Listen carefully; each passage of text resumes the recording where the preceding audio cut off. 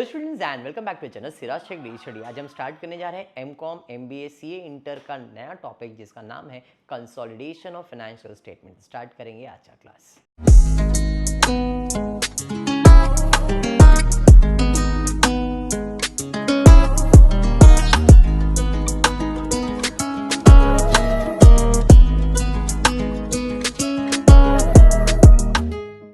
आज जो topic start करेंगे इसका नाम है कंसोलिडेशन ऑफ फाइनेंशियल स्टेटमेंट। ये एमकॉम को सेमेस्टर 4 में है, एमबीए को है और सीए इंटर के अंदर भी है। सबसे पहले हम टॉपिक के बारे में समझते हैं कि ये consolidation of financial state, consolidate करना, एक साथ लाना।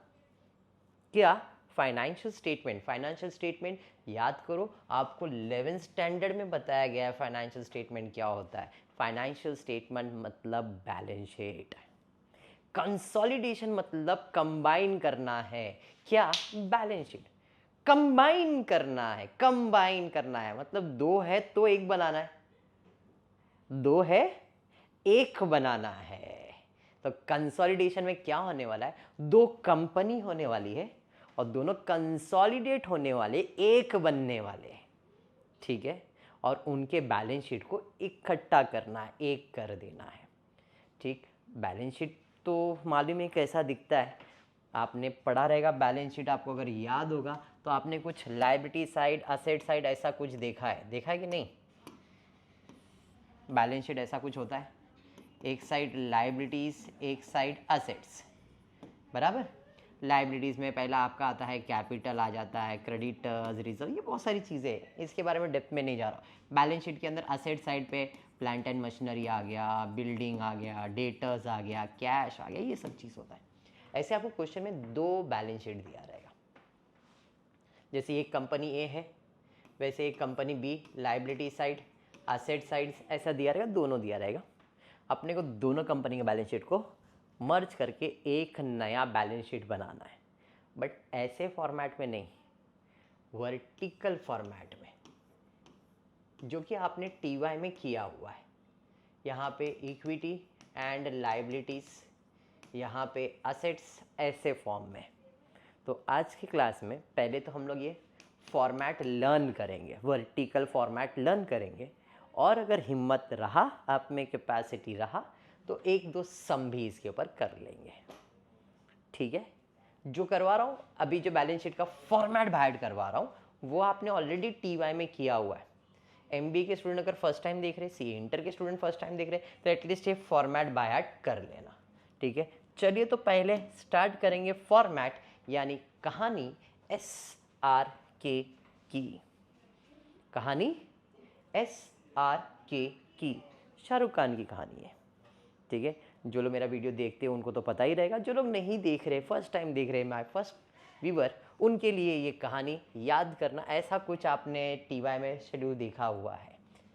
तो कहानी यानी कि स्टोरी किसकी? SRK की, स्टोरी SRK की। जो मैंने ब्लू लेटर में किया है वो अपना कीवर्ड है, वो अपने पार्ट में आने वाला है। S यानी कि शेयर होल्डर फंड, S यानी कि शेयर होल्डर फंड। फिर से S है share capital, R reserves and surplus. तो बैलेंस शीट के फॉर्मेट में आएंगे, पहला है शेयर होल्डर फंड और इसके अंदर दो चीज़ आएगा, share capital, reserves and surplus. Total कर लेंगे तो शेयर होल्डर फंड का टोटल मिल जाएगा। इतना याद हुआ?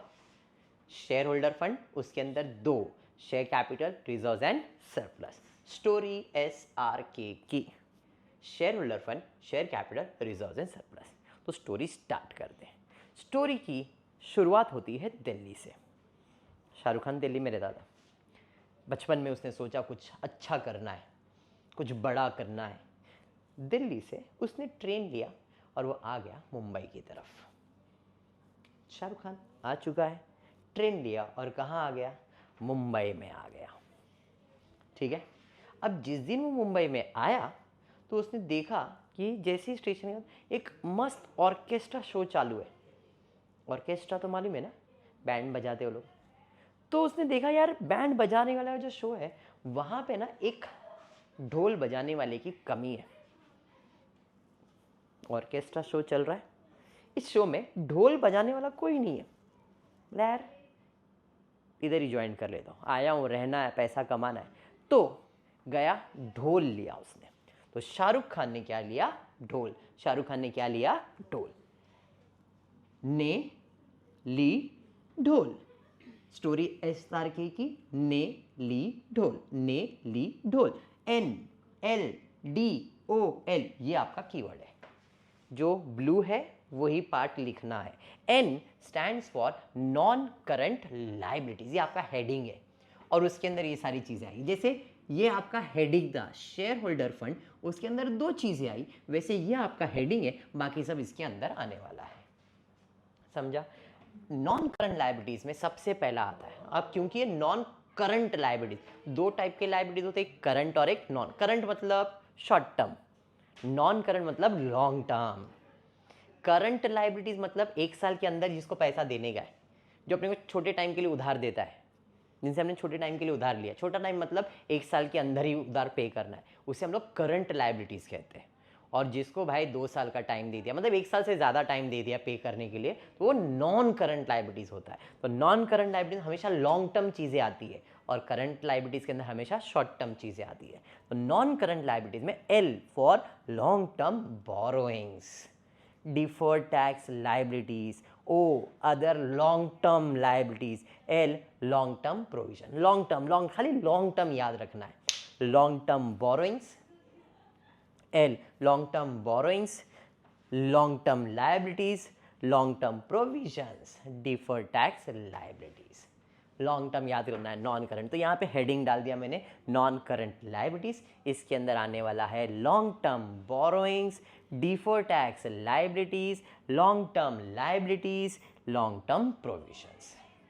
अरे समझाइए, सब ऐड करेंगे तो टोटल नॉन करंट लाइबिलिटीज मिल जाएगा। 2 चीज़ समझ में आ गया। तो कहानी SRK की क्या थी? Share holder fund share capital reserve से आया मुंबई में, तो उसने क्या किया? ढोल लिया। इतना समझ में आया? अब वो ढोल बजाने के लिए कहाँ जा रहा था? ऑर्केस्ट्रा शो में। और वो शो कहाँ था? CST मुंबई में। तो ये जो मुंबई CST है, यहाँ पे वो क्या करता था? ऑर्केस्ट्रा शो करता था। तो यहाँ पे CST orchestra show, CST orchestra show, CST में शो था वो। तो C करंट लायबिलिटीज, ये हेडिंग है और उसके अंदर सब चीज़ें आने वाली। सब S लिखा है मतलब शॉर्ट टर्म। यहाँ पे था long term borrowings, short term borrowings. T trade payable, T trade payable, T trade payable. O उधर भी था, क्या था? अदर लॉन्ग टर्म लायबिलिटीज था, other short term liabilities. Short term या अदर करंट लिखा तो भी चलेगा, एक ही बात है। अदर शॉर्ट टर्म लायबिलिटीज तो भी चल जाएगा, अदर करंट लायबिलिटीज, करंट का मतलब ही शॉर्ट टर्म होता है। शॉर्ट टर्म्स प्रोविजंस, प्रोविजन था ना long term provision, short term provision. समझ में आया कनेक्शन? तो ये आपका हेडिंग है करंट लायबिलिटीज। करंट लायबिलिटीज के अंदर आ जाएगा short term borrowings, trade payable, short term current liabilities and short term provisions.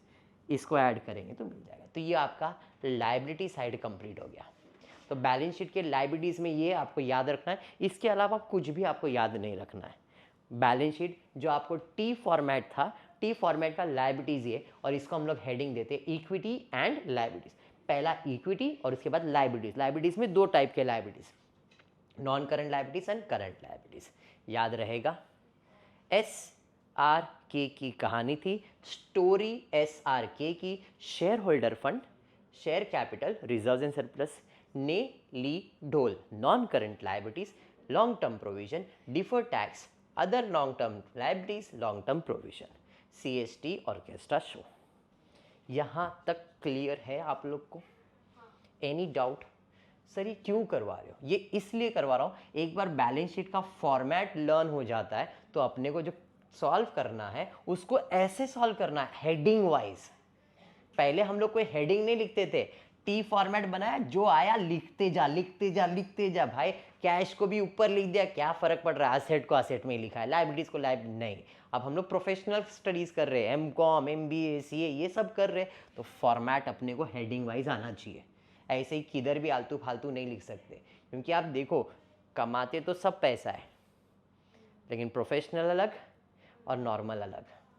अब हम प्रोफेशनल है तो अपने को कायदे से काम करने का है, ऐसे चालू फालू काम नहीं करने का है, इसलिए ये बाहर करवाया। टीवाई में भी बाहर करवाया, एमकॉम को भी बाहर करवा रहा हूँ, एमबीए को भी बाहर करवा रहा हूँ, सीओ को भी बाहर करवा रहा हूँ। बाहर हो गया यहाँ तक। तो कहानी क्या थी? स्टोरी एसआरके की। मुंबई आया, देखा शो चल रहा है, ढोल बजाने की कमी है, ने ली ढोल और ढोल लेके चला गया शो करने। कहाँ चला गया? सीएसटी में। कौन सा शो करने गया? Orchestra show. डन है यहाँ तक। चलिए, ये हो गया आपका लाइबिलिटीज, इक्विटी एंड लाइबिलिटी, तीनों को ऐड करेंगे अपने को इस साइड का टोटल मिल जाएगा। कीवर्ड लिख लिया, समझ में आ गया। चलिए बढ़ते हैं अब नेक्स्ट असेट साइड पे। अब घर छोड़ के आया है, घर तो छोड़ के आया है, अकेला रह रहा है, उदास है, यार क्या कर रहा हूँ मैं, ये क्या कर रहा हूँ? ऑर्केस्ट्रा शो थोड़ी करने आया हूँ, कुछ अच्छा करने आया हूँ, हाँ या नहीं? चलिए, फिर ठीक नहीं लगा ऑर्केस्ट्रा। क्यों? क्योंकि उसको ऑर्केस्ट्रा करना ही नहीं था। वो तो बोला यार जिंदगी चलाना है, काम कर लेता हूँ, तो उदास बैठा था। फिर ठीक नहीं लगा ऑर्केस्ट्रा, फिर ठीक नहीं लगा ऑर्केस्ट्रा। जो मैंने ब्लू किया है वही कीवर्ड है। एफ हेडिंग है, फिक्स असेट। इसके अंदर दो चीज आएगा, टी से tangible and intangible, tangible and intangible, tangible and intangible. समझ में आ गया? एन हेडिंग है यहाँ पे, non current investment. L heading है, हेडिंग है, heading long terms loans and advances.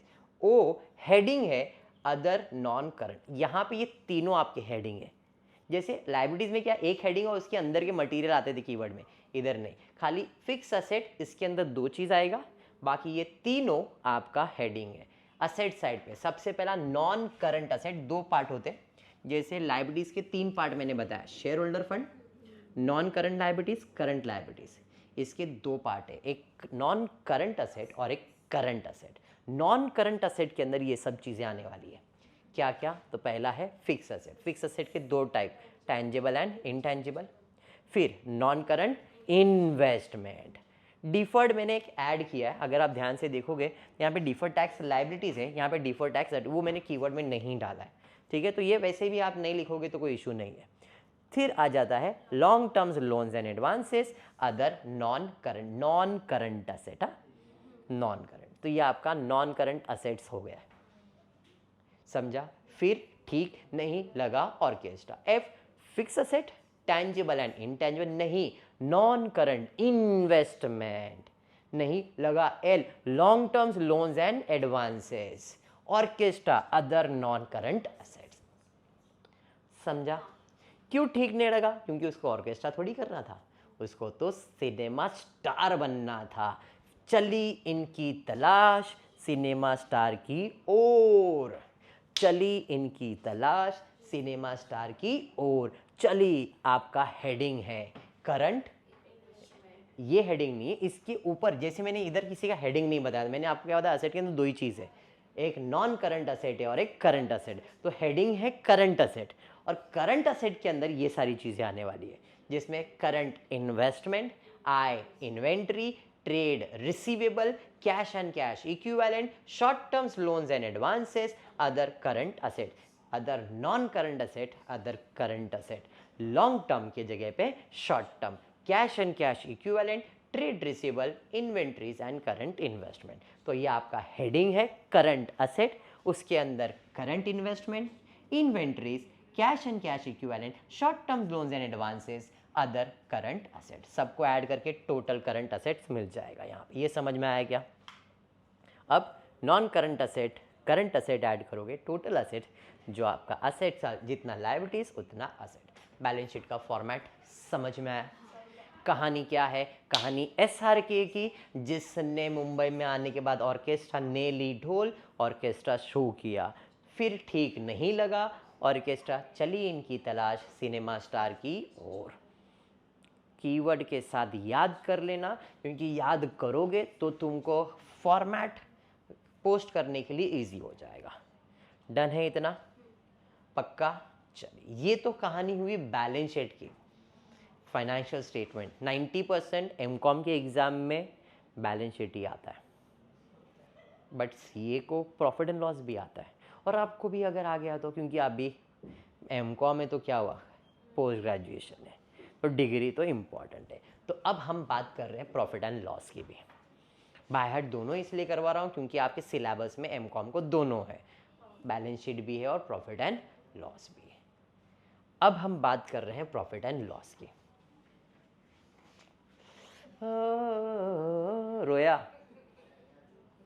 Shahrukh Khan, Shahrukh Khan क्यों, क्यों? क्योंकि उसको अपनी घर की याद आ रही थी।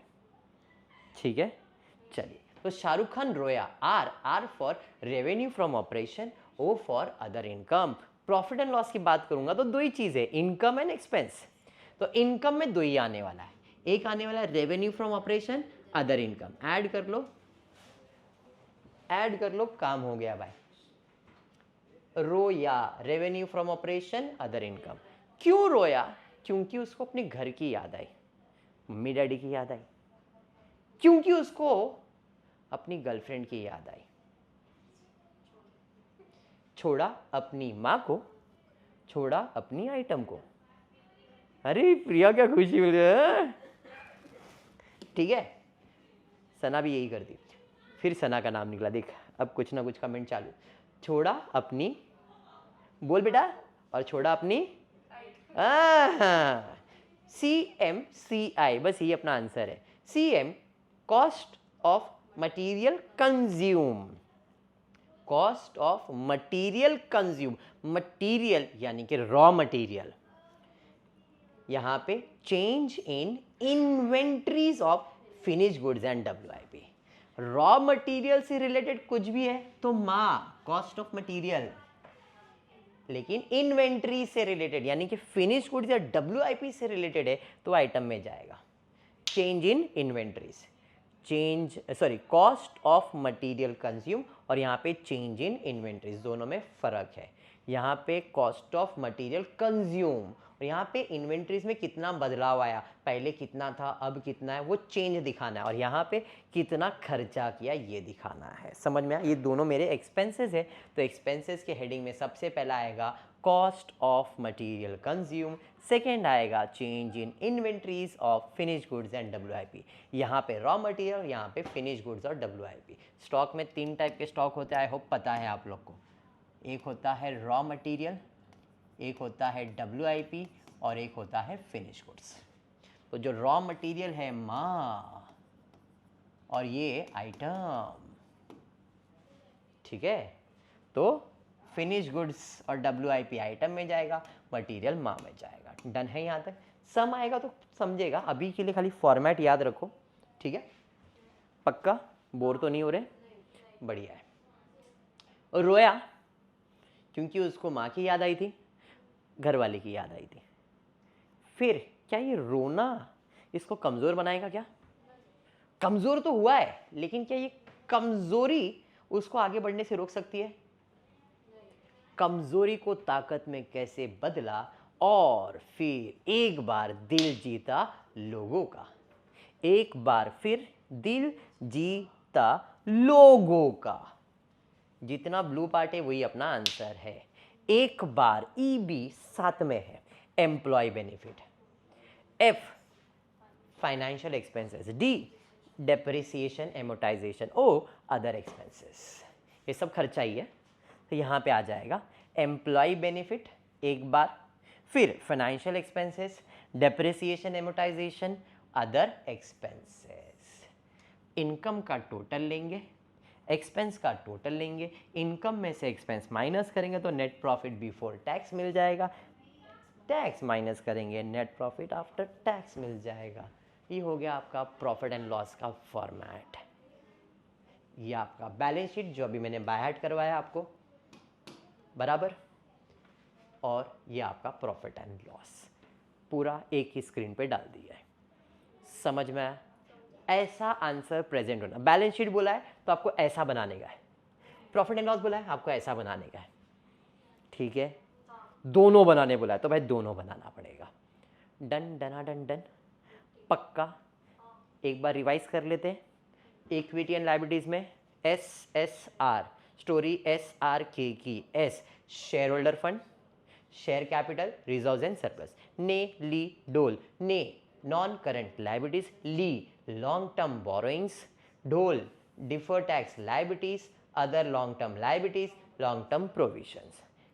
CST orchestra show, CSTOS current liabilities, short term borrowings, trade payable, other current liabilities, short term provisions. हो गया।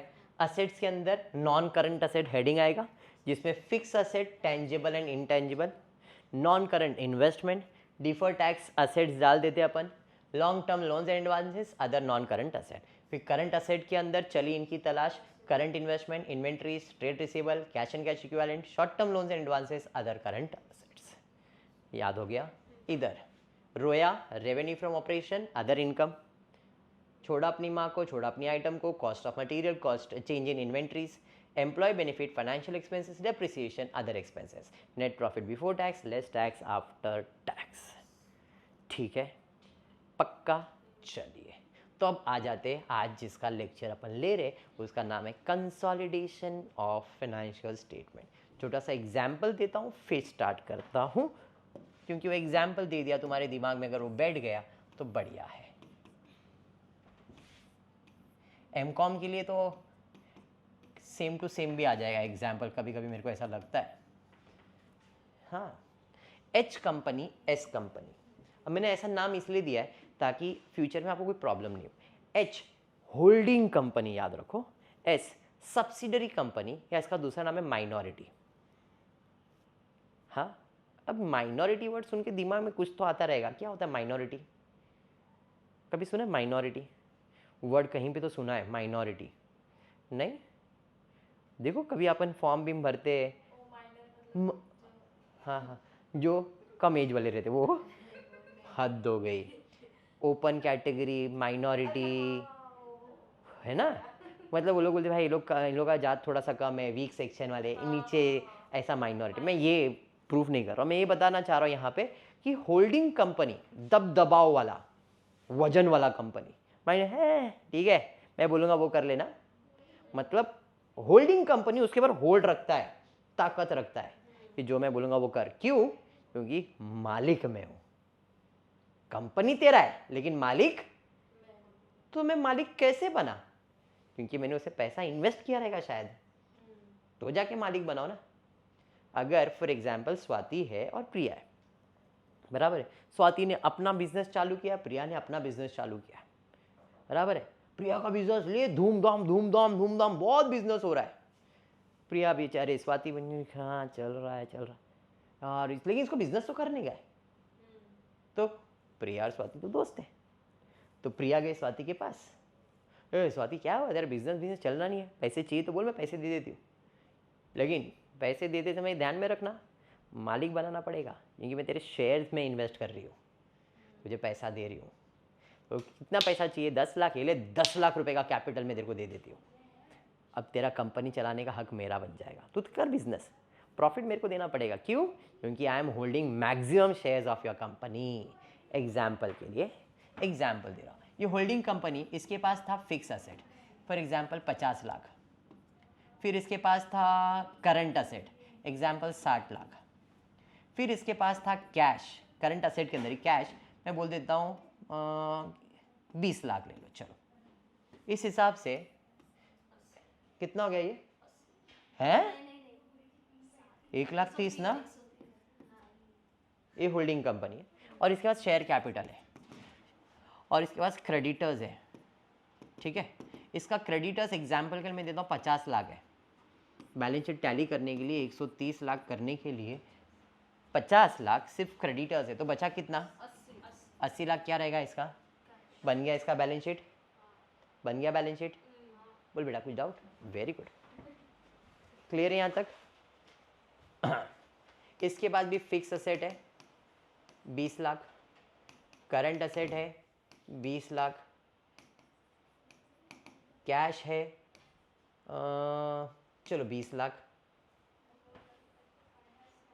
कितना हो गया? 60 लाख। इसके पास क्रेडिटर एग्जाम्पल के लिए 10 लाख, 10 लाख नहीं, एग्जाम्पल के लिए इसका मैं क्रेडिटर कर देता हूँ 50 लाख। कितना कर दिया? तो इसका शेयर कैपिटल कितना? 10 लाख। एग्री? दोनों अपना मस्त बिजनेस कर रहे हैं। Any doubt? कोई डाउट? अब ये होल्डिंग कंपनी इसके पास आया, क्या बिजनेस कर रहा है रे तू? मैंने बिजनेस हो ही नहीं रहा है। काम कर, कितना तेरा कैपिटल? मेरे से ले ले। इसका कैश कितना है? इसने क्या कर दिया, कैश में से इसको कर दिया 10 लाख, और वो 10 लाख उसने इन्वेस्टमेंट कर दिया, investment in shares of S limited 10 lakh. मतलब ये जो 10 लाख के मेरे पास शेयर्स है वो किसके है? इस कंपनी के। पूरा कैपिटल तो इसी के पास है, तो इस कंपनी का मालिक कौन? ये हो गया 100% मालिक हो गया। क्यों? कि जितना उसका कैपिटल है पूरा पूरा इसी ने इन्वेस्ट किया हुआ है।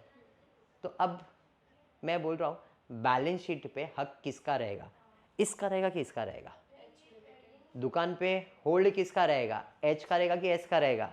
एच का रहेगा। मतलब अब उसके पास फिक्स असेट 50 लाख के है कि 70 लाख के है? वो बोलेगा वो बिजनेस मेरा ही रे। तो कंबाइंड बैलेंस शीट अगर मैं बनाऊंगा तो मैं फिक्स असेट कितना लिखूंगा यहाँ पे? क्यों?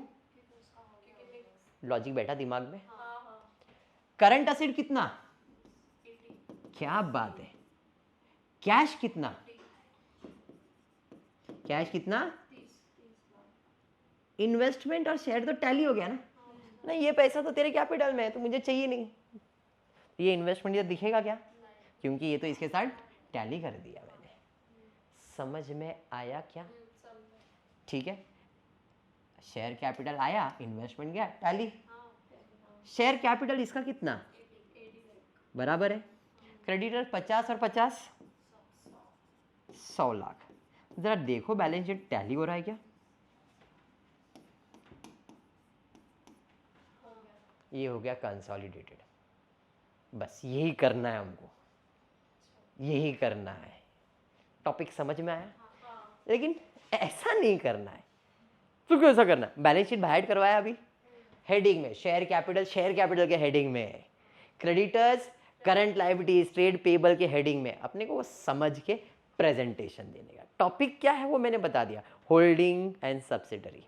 अब इसी के अंदर ये तो 100% था, कभी वो 50% करेगा इन्वेस्टमेंट, तो उस हिसाब से अपने को प्रॉफिट का बंटवारा दिखाना पड़ेगा। अभी तो पूरा का पूरा कंपनी मेरा था, अगर मैंने सिर्फ 5 लाख इन्वेस्ट किया रहता, तो सर आपने 5 लाख किया है, आप पूरे हकदार नहीं हो, 50% ही हकदार हो, तो 50% प्रॉफिट के हकदार हो, बैलेंस शीट के नहीं।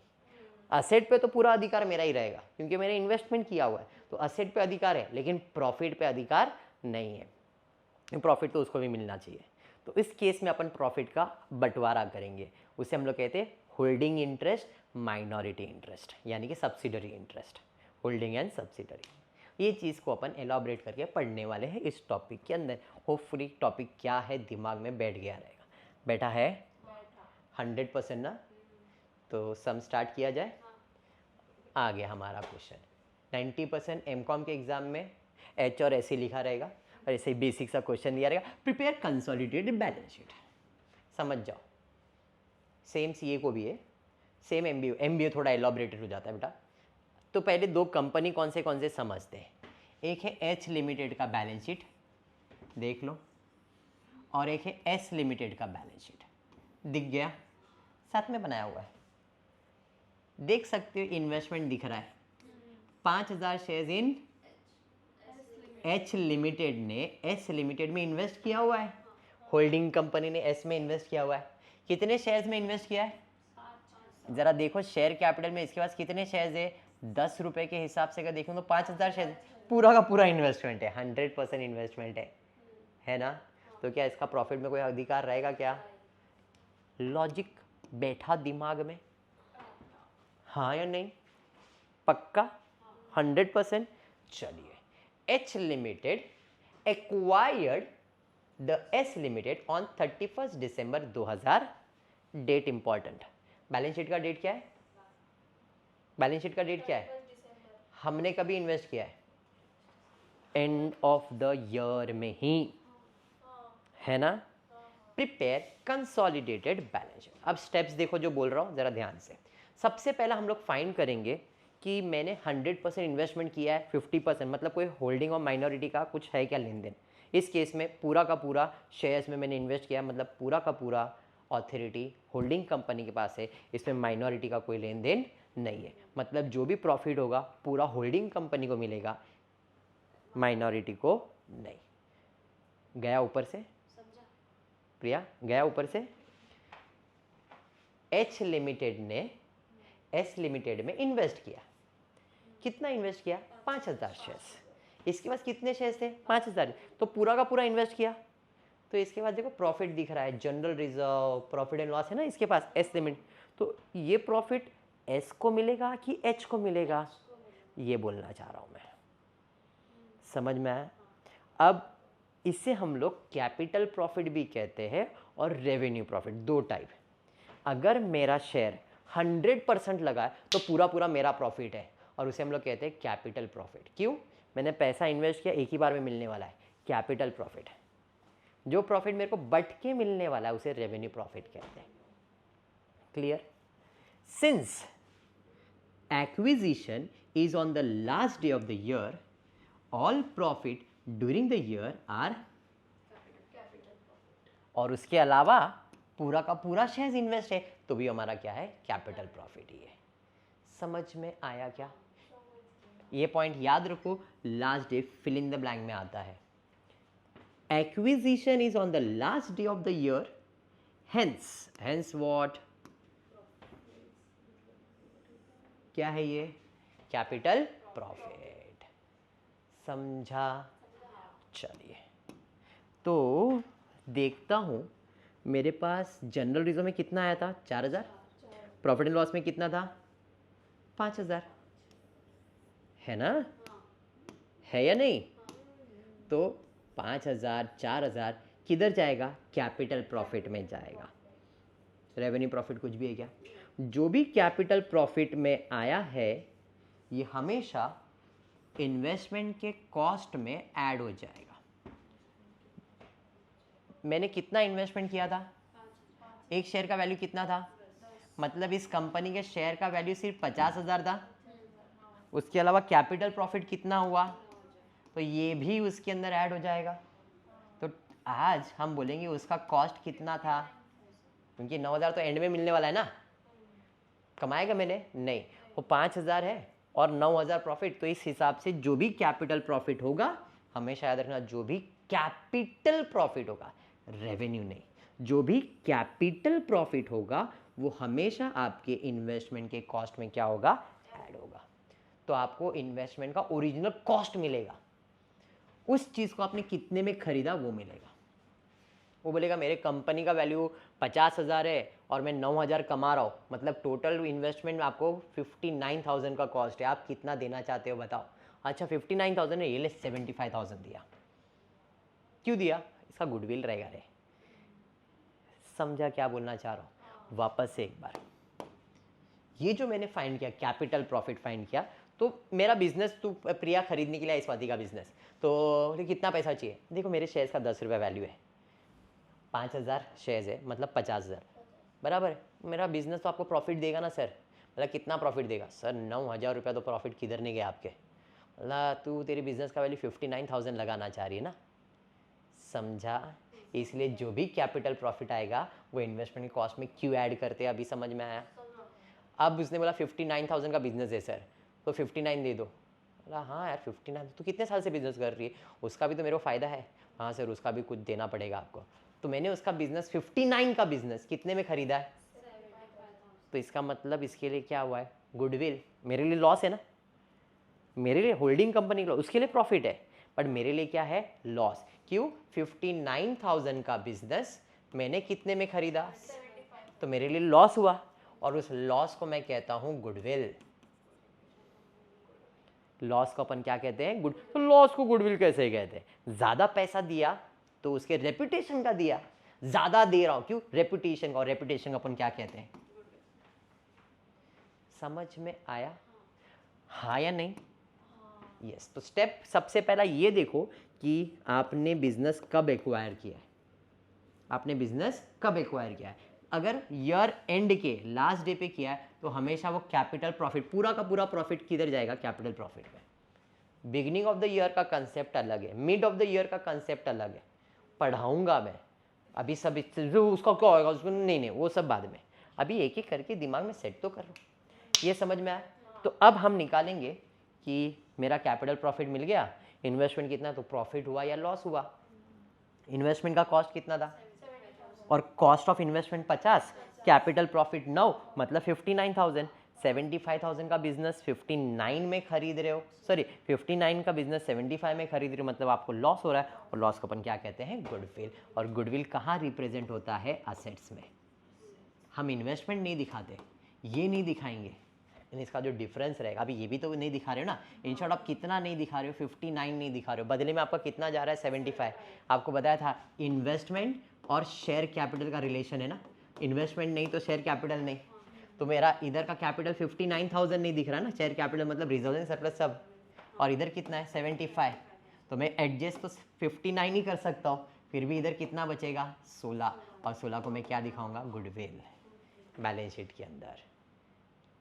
दिमाग में बैठा, अभी मैंने जो टी फॉर्मेट करवाया था मैंने उसका रेफरेंस दिया आपको, खाली बैठा दिमाग में, पक्का ना। चलो I am done till year. और एक चीज़ फाइंड करता हूँ, रिजर्व्स। अभी ये अब इस सब में तो इतना कुछ खास इंपॉर्टेंट नहीं है कि मेरे पास एच के पास कितना प्रॉफिट है, कैपिटल प्रॉफिट कितना, रेवेन्यू प्रॉफिट। पहले से मेरे पास 20 और 10 30,000 था ही, और कोई कैपिटल प्रॉफिट, हाँ सर, तो रिजर्व एंड सरप्लस मेरे पास 10 और 20, और कोई नया कैपिटल प्रॉफिट आया नहीं, कोई भी रेवेन्यू प्रॉफिट मैंने जनरेट किया नहीं है, होल्डिंग माइनॉरिटी का कुछ भी नहीं था, वो तो उसके कॉस्ट में एडजस्ट किया मैंने, तो यहाँ पे कोई एक्स्ट्रा प्रॉफिट मेरे को आया नहीं है। मेरे प्रॉफिट में कोई चेंजेस होने वाला है क्या, कोई भी ये देने का मेरे पास कुछ बच रहा है क्या, तो मेरे प्रॉफिट में कोई चेंजेस होने वाला है क्या, नहीं। तो इसका मैंने एक नोट्स बना के बना दिया है, आगे इसको ज़्यादा इंपॉर्टेंस मिलने वाला है। डन, बैलेंस शीट बनाया, बैलेंस शीट स्टार्ट करता हूँ, लायबिलिटी शेयर कैपिटल में ये आएगा क्या, सिर्फ ये आएगा 1,00,000 रुपये। प्रॉफिट एंड लॉस में ये दोनों आएंगे क्या, सिर्फ ये आएगा। हेडिंग क्या है, रिजर्व्स एंड सरप्लस, कितना 30,000। शेड्यूल बना दिया था, शाहरुख खान ने ली डोल ने, कोई लॉन्ग टर्म है क्या अपने पास, कुछ भी नहीं है, सीधा करंट क्रेडिटर्स है, तो हेडिंग आ जाएगा यहाँ पे करंट लायबिलिटीज और क्रेडिटर्स। क्रेडिटर्स में दोनों आएंगे ना, 10 और 10 20, तो प्रिंटिंग 10 और 1 है, 1,000 है, तो 11,000। समझ में आ गया, अरे समझा, 1,30,000 प्लस 11 1,41,000 हो गया। असेट में फिक्स असेट आ जाएगा, नॉन करंट असेट में फिक्स असेट, फिक्स असेट है सर, फिक्स असेट तो नहीं है बट इंटेंजिबल असेट दिख रहा है मेरे को, गुडविल, हेडिंग हेडिंग। फिर नॉन करंट असेट्स आ जाएंगे, नहीं है सर करंट असेट्स ये खाली, तो करंट असेट का हेडिंग आएगा 1,25,000। और कुछ इन्वेस्टमेंट को तो अपन ने इसके साथ टैली किया और इसके बदले में अपन ने क्या लिख दिया, गुडविल। अब बैलेंस शीट टैली होना चाहिए, 16,000 प्लस 1,25,000 1,41,000 हो गया, सम कंप्लीट। सम समझा, पक्का। आज के लेक्चर में इतना ही लेता हूँ, नेक्स्ट क्लास के अंदर मैं क्या करता हूँ और एक अच्छा खासा सम ले लेता हूँ, ताकि आपको भी प्रॉब्लम नहीं हो, मेरे को भी प्रॉब्लम नहीं हो, आपको और अच्छे से क्लियर करवा सकूँ। क्लियर है क्या, तो आज की क्लास में इतना ही करेंगे। होपफुली वीडियो पसंद आया तो प्लीज़ वीडियो को लाइक कर देना, फ्रेंड्स ग्रुप में शेयर करना और चैनल को सब्सक्राइब करना। Thank you for watching the video.